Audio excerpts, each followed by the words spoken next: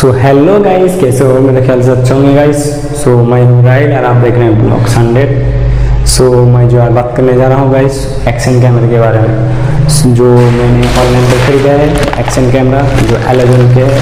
सो मैंने खरीदा है 1000 का। सो मैं इसका आज अनबॉक्सिंग करने वाला हूँ। सो चलो वीडियो शुरू करते हैं गाइस। सो वीडियो शुरू करने से पहले गाइस मेरे चैनल को सब्सक्राइब कर दो और जो बेल आइकन है जो उसको प्रेस कर दो गाइस, क्योंकि न्यू अपडेट देता रहूँगा गाइस। सो चलो वीडियो शुरू करते हैं गाइस, चलो।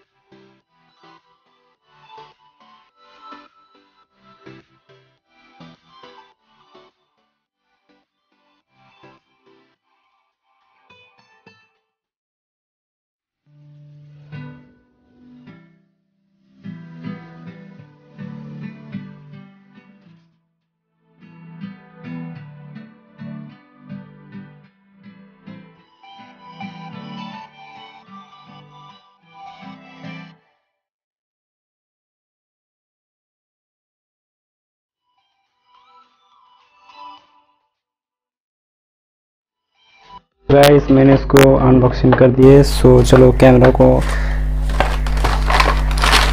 बॉक्स खोल देता हूँ, क्या क्या मिलता है चलो देखते हैं। चलो देखो,